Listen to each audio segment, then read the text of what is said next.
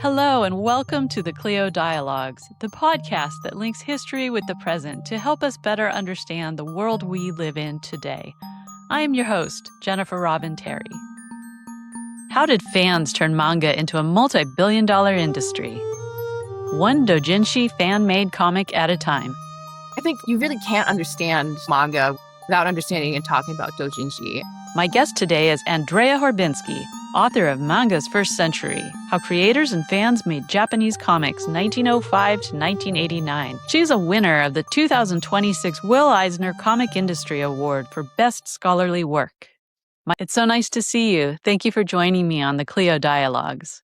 Thank you. Your book, Manga's First Century, is largely about the ways that manga fans contributed to the medium's growth and popularity in the 20th century. Recently, there's been a lot of attention in the media to the superfan economy and the influence that these highly engaged fans exert over comics, fashion, the entertainment industry generally. Because of that, these industries have changed their marketing focus, and they're realizing that they really need to engage deeply with these superfans.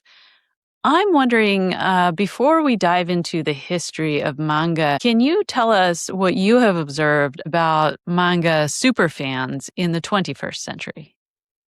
That's a good question. I think super fandom has been a thing in manga and also in anime circles for a long time. Arguably, anime has really been sort of based on this kind of super fan economy through the notion of the media mix, where there's a manga that's either the basis for an adaptation of an anime. The anime itself will put out expensive Blu-rays. If it's popular enough, there'll be events, cafes, pop-ups, sometimes even musicals, of course, movies, if it does well enough. So really, this whole model is sort of predicated on the idea that the more money is out there to be made, the more money you make. This media mix idea, as people like Mark Steinberg have written, really has been the foundation of anime consumption and has also influenced manga as well. So superfans in that sense have been a big part of manga and anime for a long time. And if you go to places in Tokyo where fans hang out, you'll see female fans, for example, with like these huge Ita bags, tote bags with clear plastic windows in them. And they'll just have like 20 or 30 of one merch item of their favorite character just repeating across the whole bag at like, 400 yen a pop. But one thing that has happened is that sort of the shift to digital media has changed some of the economics of this.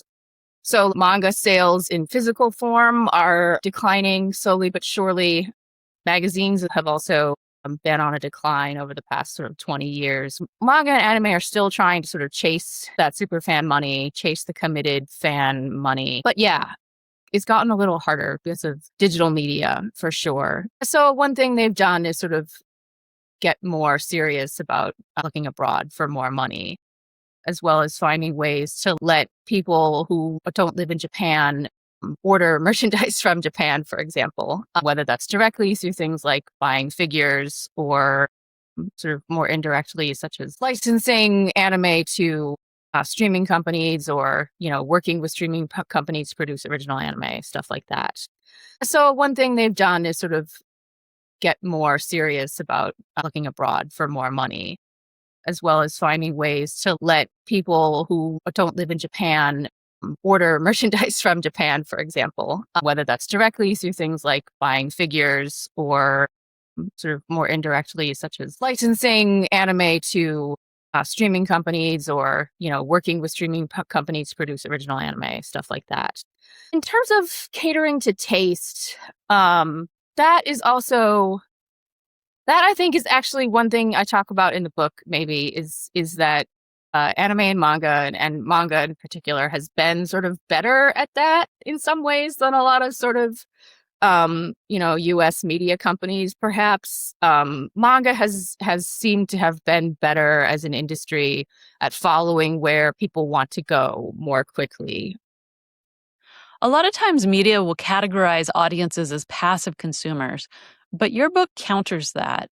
You say that audiences are actually really active agents in the development of entertainment. Can you take us back in time to the point where you see manga fans actually starting to become these active agents? When was that?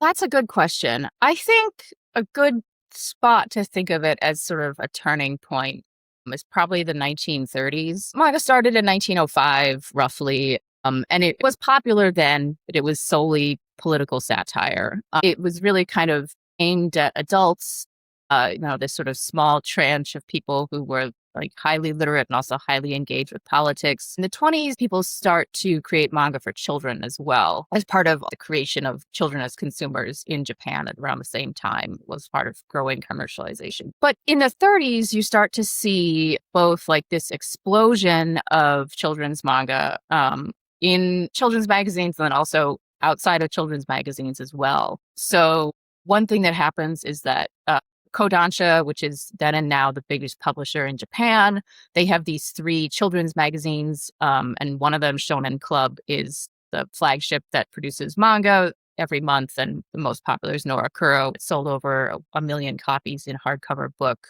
form, had massive success with movies, merchandising, children singing the theme song at school, in the street, so the preferences of the audience in particular really played a role in Norakuro, for example.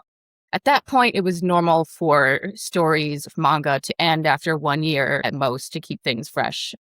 But Norakuro actually lasted for more than 10 years because they received what they called mountain of letters from children from all over the empire, both inside and outside Japan, being like, you can't cancel Norakuro, we want more. And so Kodansha listened. They had more Norakuro, they had more Tagawa cartoons.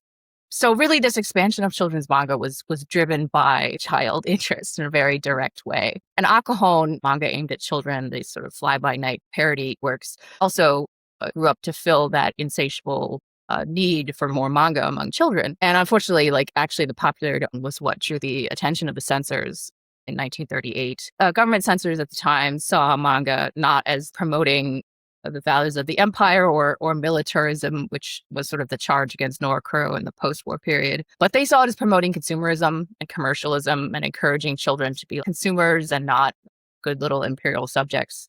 So Akahon manga was choked off and sort of made to conform and serve as a vehicle for either sort of propaganda or science education, which was, seen as sort of manga for the empire. And then early in the 40s, it was choked off through paper rationing. And children's manga came in for the same treatment. So serialized manga was banned. Norakuro was ended summarily in October of 1941. By the spring of 1945, most manga publications have all ceased. So then it sounds like World War II is kind of a low point for manga. What gets it going again, and how do fans play a role in that? Yeah, I mean, you would have thought that manga was sort of over.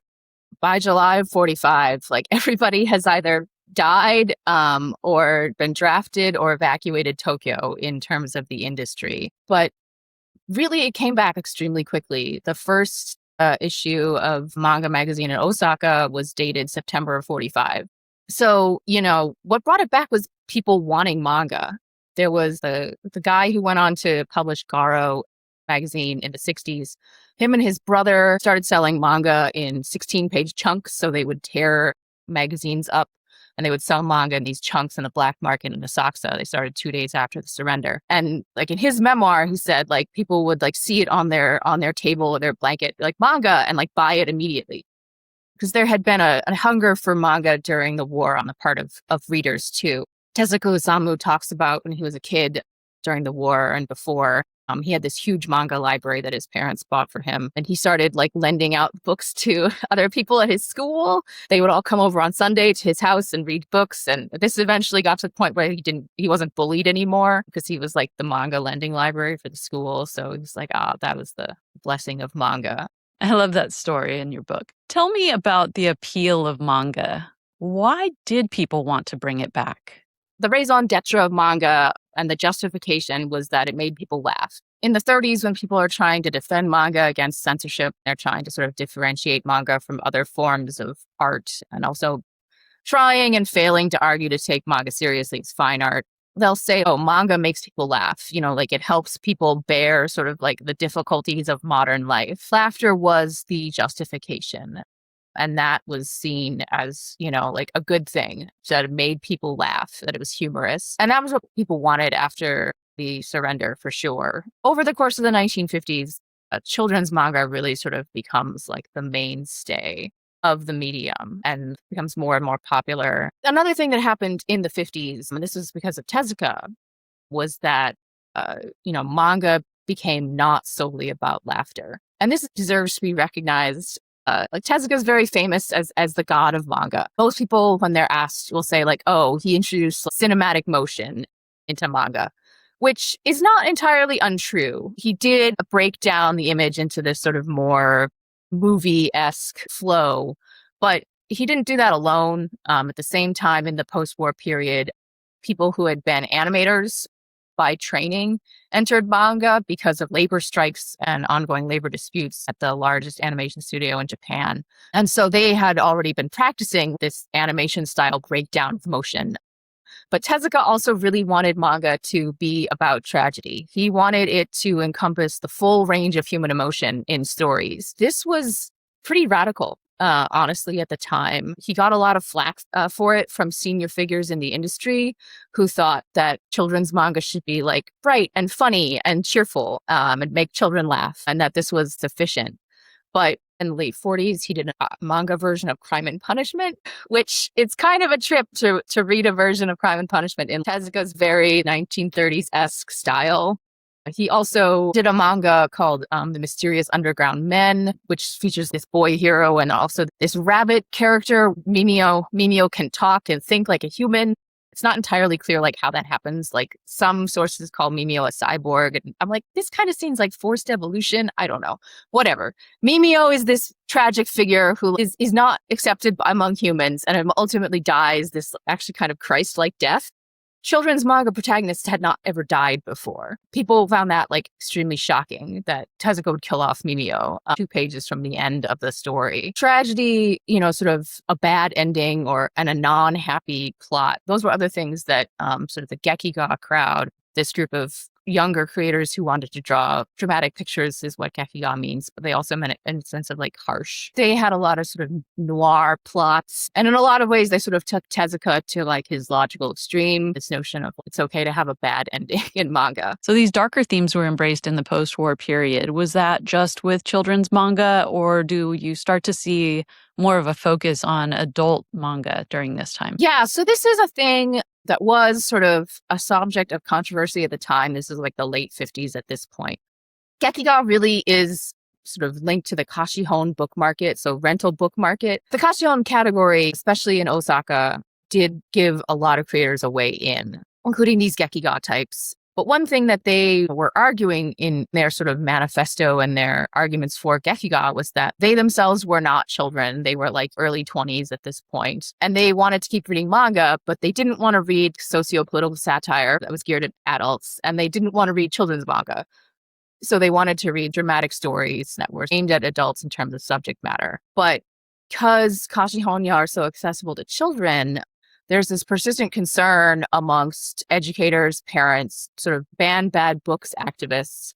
There's this persistent concern that children are reading Gekiga and that their brains are being warped by this. That was a real rallying cry for this ban bad books movement, which went on for quite a long time, honestly. There were like book burnings into I think the last one I found documentation for was in 63 or 64. But that starts to change in the 1960s, doesn't it? Was this the period when children's manga starts to be differentiated by gender? Manga for boys becomes different than manga for girls? A lot of things happen in the 60s. Manga changes from this old sort of monthly magazine model, goes to a weekly magazine model. Children's manga, which was aimed at sort of children generically before, now splits into boys manga, shonen manga, and shoujo manga, girls manga. Shoujo manga had sort of existed before, but it was a subcategory of children's manga. Now that's broken out as a separate thing, and there's this rigid gender separation, which goes along with this emergence of a new model in Japanese society of the housewife who works in the home and the salaryman who works outside the home. So manga really sort of like sutures itself to that ideology. So at the same time as that's happening, you also get more and more young people are finishing high school and they're going to college. They want to keep reading manga, but they want manga that's more suited to their tastes. To capture that college student market, as well as to cater to creators who themselves are older now and want to tell more mature stories, the seinen category emerges. in 67 and really sort of reaches its kind of full potential by 68. Seinen as a category also sort of allows mainstream Tokyo manga to sort of absorb like Gekiga and Gekiga creators. It means young men as a category, and at the time it launches, it really is sort of very much aimed at young men. And at the same time, shoujo really is kind of left behind for a while. It's kind of stuck in an older model. There's a lot of things that young women readers and creators don't like about it. By the early 70s, that starts to change with the emergence of the Showa 24 group, who are these young women born in and around 1949, and they really want to start saying different things in manga for girls. And they really start pushing the category in terms of artistic expression as well as subject matter. So this notable group of women start to illustrate manga. When was that? The 1970s? A lot of them had entered the industry in the late 60s. So even before they had graduated high school in a lot of cases. So like 67, 68, 69 is when they are starting to enter the industry. They wanted to do manga, but they did not like shoujo as a category. They didn't like shoujo? Why was that? Did they think it was too cutesy or too aimed towards children? In a lot of ways, it was kind of stuck in the old children's manga paradigm, like international, but kind of this vague European setting. A lot of it was romance stories, but it was very generic. Even the character designs, the idea among editors is that girls were nervous about bodies, so the character designs were very weightless in a weird way. So the manga would end with a kiss, basically, or there'd be a kiss, and then on the next page, the girl and the boy, like they'd be a baby, and you're like, what happened in between? And the stories were very generic and interchangeable. Like if you've read one, you sort of read them all was another common charge. Takemiya Keiko, who was one of the leading creators of this sort of shonen ai group, she has written a memoir, and she talked about wanting to explore what happens between that kiss and the baby, basically. Also wanting to portray actual human love, including physical love. And she and a lot of the other creators were interested in, as well, sort of portraying relationships between boys. There's a subcategory, it's called shonen ai, now known as boys love. They wanted to portray these relationships between boys, partly because for a lot of them, it was sort of easier to portray relationships between boys than it was between a boy and a girl. So boarding school settings are very common in early shonen ai. So you get this like same gender environment. There were also people in the 60s who were writing about the beautiful boy theories about sort of like same-sex relationships. So yeah, partly to get around restrictions on girls in Japanese society at the time. It's still an era when young women traveling alone was frowned on / like weird. It's still an era when boys and girls don't necessarily mix very much in sort of social settings. Takemiya talks in other places as well. Like, she wanted to wear certain types of clothes, but like couldn't, but she could put her boy characters in those clothes. She wanted to go places and do things. And as a woman, it was difficult, but boy character could go those places and do those things. So was this an expression of feminism? In some ways, I would say yeah. At the same time, as shonen ai is becoming a thing in manga, you get the rise of what comes to be known as slash in sort of English language fandoms. Kirk Spock with Star Trek is really sort of a major beginning point there. Imagining relationships between male characters, is not unique to Japan at this point in time. It is a kind of feminism in terms of wanting more freedom as women. But again, also like a lot of them also just were interested in like interactions between boys, as a thing that they were interested in. Is it fair to say that at least some of these storylines came from the same sort of place as fan fiction that we see today? Yeah, unequivocally.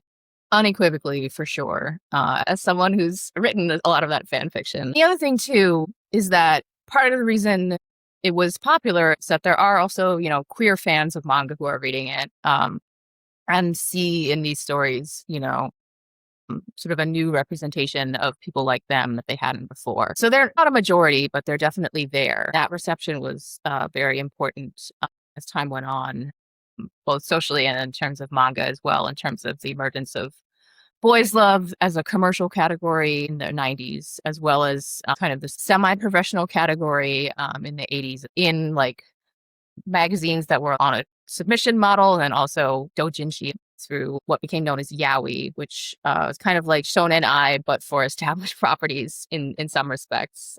Captain Tsubasa, which was a soccer manga and then an anime in the mid-80s. That was a big, yaoi dōjinshi fandom. That was really kind of one of the major ones that made, so, not just like original manga, but then, dōjinshi amateur comics that were fan comics of existing anime manga. That was a big turning point for that becoming a thing. When I started reading your book, I really wasn't familiar with manga at all, but I knew anime. I knew Sailor Moon and, of course, Pokemon, Avatar, Last Airbender. Well, Avatar is not anime. It just looks like anime. Oh, well, see, to my untrained eyes, It was made in America. it was a very enjoyable series, though. It's great. It's great. I mean, it is a good example of like outsourcing because actually, a bunch of the production was done in Taiwan. Really? Yeah. A good chunk of the production is done in Taiwan, as has been normal in animation since it became like a thing in the 50s and 60s. Like Scooby-Doo and other American cartoons are being outsourced to Japan. Anime, about a year after it starts getting outsourced to Korea. Really? Interesting. Yeah. Animation costs too much, unless you're Disney or Toei making one film every 3 years. So then my question about anime is, when did it hit the scene and what was its impact on manga? New Year's Day, 1963, with the broadcast of the first episode of Astro Boy, which is Tezuka's creation based on his very popular 1950s manga, Tetsuo Tamu, Astro Boy. It had actually also been adapted to live action TV before that, but it wasn't very good. The special effects in the TV version were not so good. So Astro Boy was really sort of this like epochal happening where it was a runaway hit. It was extremely popular. Tin toys and other sort of collectibles are based on Astro Boy. They are a huge boost to the companies that are working with the studio. A lot of mangaka actually go into animation slowly but surely. Like, can this be adapted to an anime becomes a question that people ask about manga. So there's 3 animated TV series in 1963. I think it's by 65. There's like 8 per year, something like that. So like over time, you get more and more anime produced. And nowadays people actually talk about like the overproduction crisis, which is partly driven by these like streaming deals. Manga becomes linked to anime. It becomes the source for anime. People like Mizuki Shigeru, who really was like very poor for a long time, his big hit, Ge Ge Ge no Kitaro, gets adapted to an anime the first time in the late 60s. I think it's on like the 6th anime now, so people like him start seeing success that they really hadn't like anticipated. And then also the demand for anime eventually does sort of change the relationship between manga and anime. Like for the first like 15 years or so, anime is actually called like TV manga. Terebi manga is what it's called. It's manga that's on TV. By the late 70s, studios kind of started to have a contentious relationship with the people who had been funding it before, which had been toy companies. So toy companies really kind of reached the end of the line as like a sole sponsor of anime. And through the emergence of independent studios in the 80s, anime settles into what's called this production committee model, where a bunch of companies will come together and then they'll agree to make an anime and then also have the anime featured in their products in some way.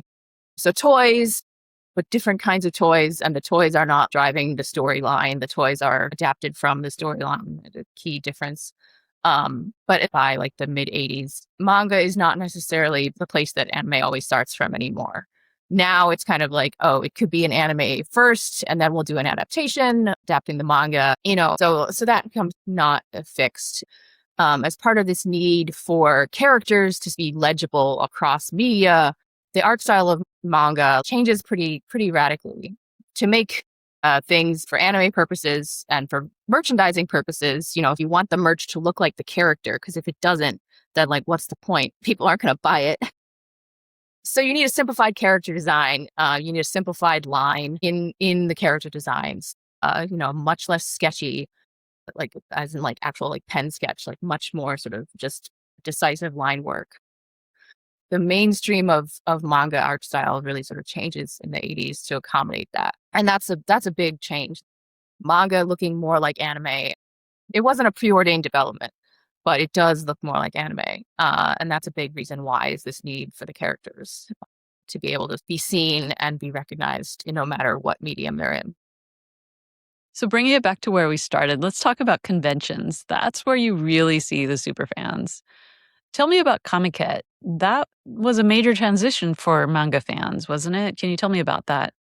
Yeah.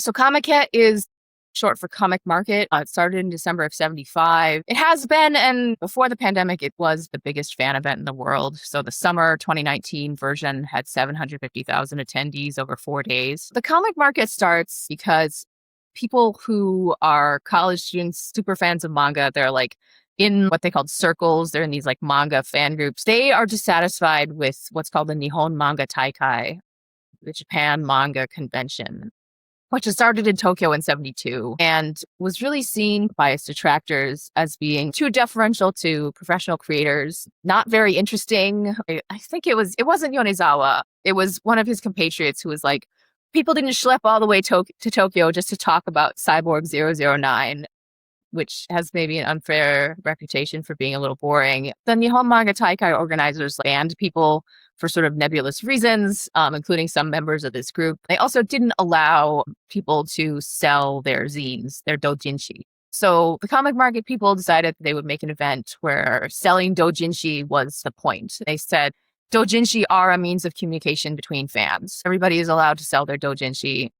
They thought the Mantai, as it's called, they thought Mantai was too hierarchical and too deferential to professional creators. So like everybody is just a normal participant at Comiket. Everybody, like we're not going to call creators sensei, which is, teacher. We're not calling anybody that. So do mangaka stop showing up because they don't get this deference? I don't know if there were any professional creators at the first one. There were people who would become professional creators. Takahashi Rumiko, who was still in college at the time, she had a comic in an anthology that was sold at the first Comiket 3 years before her professional debut with Urusei Yatsura in 78. There were about 600 people at the first one. It becomes popular. It stays popular. It's held 3 times a year until 1982. Each one has more and more people participating, more and more circles selling their dōjinshi. And so over time, it does become this place where professional creators also sell their own dōjinshi. And also discontent with Comiket as an event also spins off other dōjinshi events. Kamitia started in 84. So dōjinshi have really become and quickly became more and more popular. You start to see in the 80s as well, even just in the train station, they'll be like a dōjinshi pop-up event. There's this one dōjinshi event website tracker I look at, and they have 160 pages of results for future dōjinshi events. So yeah, this is a huge development. Another thing that happens towards the end of the 60s into the early 70s is that amateurs who are doing dōjinshi, they're not necessarily trying to become professionals. And that really is, I think, the key shift in terms of getting more and more people interested in terms of creating them. Consuming, there's always more people who are consuming dōjinshi or even manga than are creating it. I have stacks of dōjinshi, but I've never been tempted to produce one myself, partly because I can't draw. Although, I could be like the Make You members and do a critical zine, I guess. But yeah, this idea that, you didn't have to necessarily pursue professional publication, or very quickly there's this fluid model where people will, like Takahashi Rumiko, she continued doing dōjinshi into at least the mid 1980s while also doing her professional publications. You can get some really nice quality books, through self-publishing nowadays. Creators will say oh, I have this series that I don't want to have to go through the rigmarole of trying to publish it with a mainstream publisher for whatever reason. But I can self-publish it. I can sell it, at the doujin events. So that's a model too, is that people will do both. That is very viable and crucially also recognized by the manga industry as not a threat to its model, because dōjinshi is where they get new ideas, is where they get new creators, it's where they get new trends. So that is this very sort of symbiotic relationship between the two. And I think you really can't understand manga without understanding and talking about dōjinshi. That is maybe an oversight that some English language scholarship has had, is sort of not realizing this completely interconnected relationship that the two have. Manga can't exist without dōjinshi, and dōjinshi doesn't exist without the manga industry either. Although I think a lot of people would be like, well, we could get by without the manga industry, but the manga industry cannot get by without us, which is probably true. This has been the Clio Dialogues. Please like, follow, and subscribe. And join me again next time because history isn't finished with us.